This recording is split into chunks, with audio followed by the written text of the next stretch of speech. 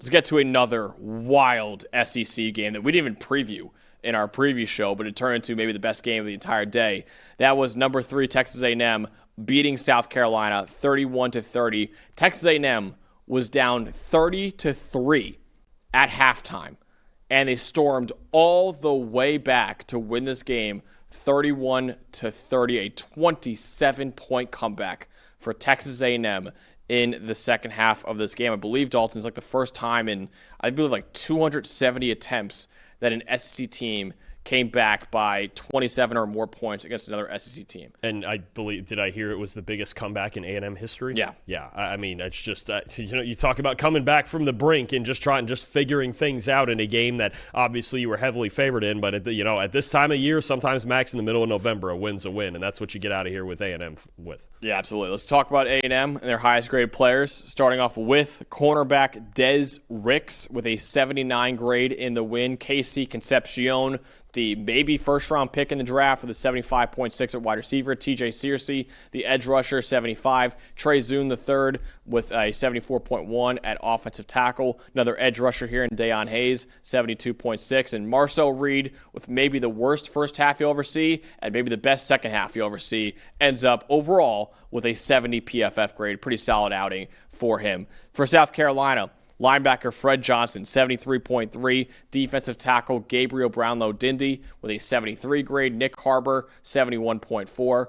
Wide receiver. Edge rusher Brian Thomas Jr., 69.1. Sean Murphy, the linebacker, 67.3. And Lenora Sellers with a 76.4 grade at quarterback. Dalton, what told the story in this wild comeback by Texas A&M? I know all of the narrative and everything was surrounding Marcel Reed and the way he played in the second half, but comebacks like this don't happen, Max, unless you get stops. We got to remember that Texas A&M shut out South Carolina in the second half after giving up 30 points. Obviously, 7 of those directly attributed to Reed and his fumble and the recovery for a touchdown there. But you look at Texas A&M in the second half on defense, 79.8 defensive grade, okay?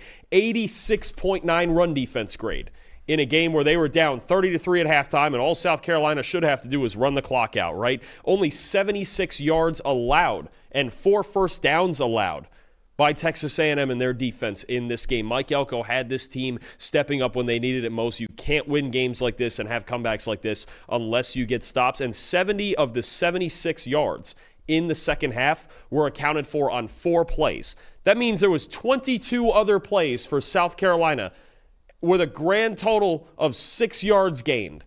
Think of that's how dominant Texas A&M was in the second half on defense. 3 punts forced, 2 fourth down stops, 4 sacks, and 2 of them at the very end of the game against Sellers that were huge as he just couldn't find anybody open. I think the A&M defense needs to be given credit. And I think a theme for Mike Elko that he's been trying to get this team to do all year, that he felt like they didn't do last year, was, hey, we got to play all 60 minutes. We got to play all 60 minutes in all 3 phases of the game, and we've seen more and more games lately where they're doing that. Or in this case, they're playing all the way to the very end. There's so many teams down 30-3, even in a game where they're heavily favored, that would go into the locker room and go, man, we blew it today. And Elko found a way to get them to play their best football in the last 30 minutes. That's not just Marcel Reed and not just the receivers. Their defense had to make stops. Pitching a shutout in the second half was just as big as the way Marcel Reed played in the second half. No, it was a tale of 2 halves for that defense, and it was absolutely a tale of 2 halves for Marcel Reed in this one. Marcel Reed, flat out, was horrible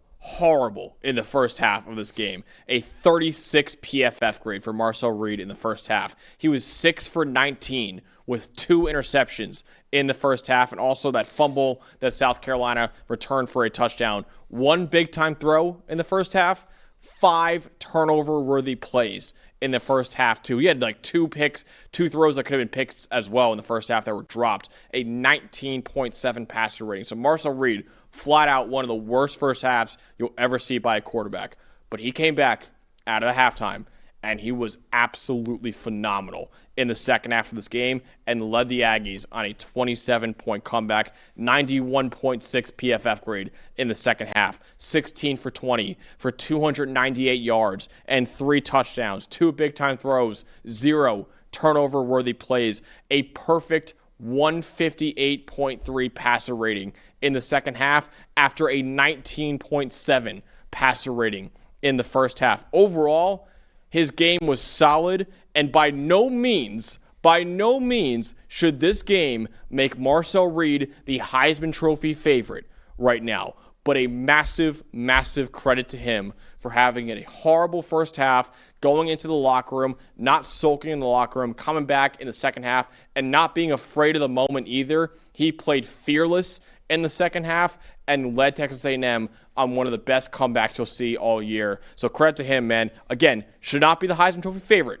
after this because he dug them in that hole in the first place, but big credit to him for digging them out of the hole that he really put them in the first place. Now, in all likelihood, they would have probably made the playoff at 10-2 anyway, but to avoid the danger of a Texas game at Texas on Black Friday potentially being a second loss, and then what have you done for me lately, and losing your last two big games, and who knows what the committee does sometimes, behind closed doors with situations like that. I think just to pull out of this with a win, A&M at this point is one of the locks for the playoff, regardless, unless they find a way to lose to Samford, which I'm doubting, obviously. I think it's just big, and for Reed, in the sake of resilience and coming back in a game like this where he had to just drop back and throw the football. I've talked before about the play-action splits where he's a lot better with play-action than without it. Well, you didn't get that luxury for the most part in this game. You got to bring your team back down from down 27 points, even against South Carolina. And look, South Carolina, we saw it against Alabama too. They fight you till the very end, that's for sure. And if you don't handle Lenora Sellers the correct way,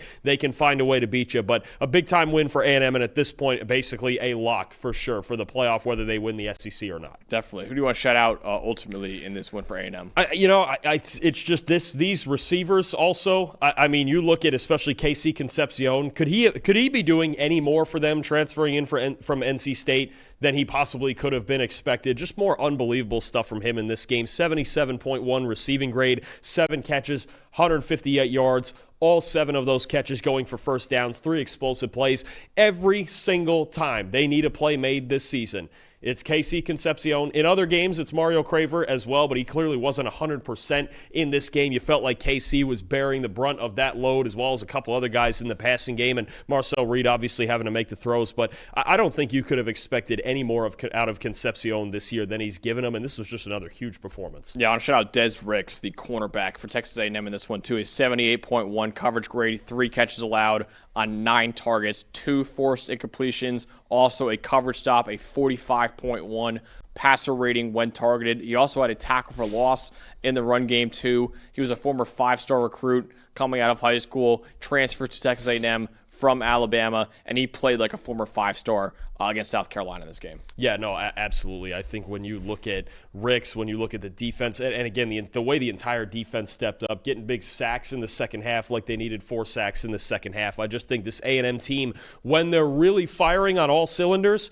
boy, they're really, really good. Obviously, there's a reason they're the number 3 team in the country. There's just some moments where maybe they don't, and they got to figure it out throughout the course of the game, but you're not always going to blow a team out for 60 minutes either. So credit to them. It's just a full team effort. More so, again, the story is going to be Marcel Reed and what he did in the second half, deservingly so. But this was a big-time, full team win to get this comeback. They needed every player on their roster to get it done. Yeah, Texas A&M now 10-0 on the season right now, and like Dalton said, pretty much locking up a spot in the college football playoff with a win over South Carolina, which is an incredible, incredible job by Texas A&M. And yeah, like I said, locking up a playoff spot for the first playoff berth ever in school history for the Aggies. Big time win over South Carolina, making that huge, huge comeback over them.